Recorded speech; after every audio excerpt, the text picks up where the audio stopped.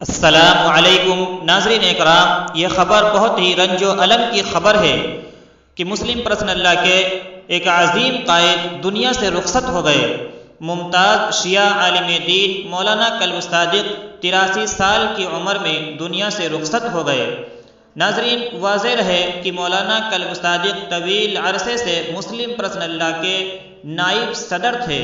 اس سے مسلم پرسنل اللہ بورڈ کو ایک عظیم دھچکا پہنچا ہے، ایک عظیم صدمہ پہنچا ہے۔ پوری دنیا میں مشہور ڈاکٹر مولانا کلب صادق تعلیم اور خاص طور پر لڑکیوں اور یتیم بچوں کی تعلیم کے لیے ہمیشہ سرگرم رہے۔ یونٹی کالج اور ایرا میڈیکل کالج کے بانی بھی تھے۔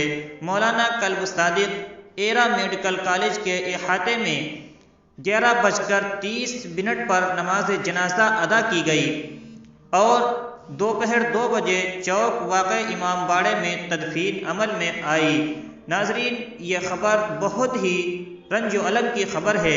اللہ رب العزت سے دعا فرمائیں کہ مرحوم کو قبر کے اندر کروٹ کروٹ چیر و سکون نصیب فرمائے اور گھر والوں کو صبر جمیل عطا فرمائے۔ السلام علیکم ورحمۃ اللہ وبرکاتہ۔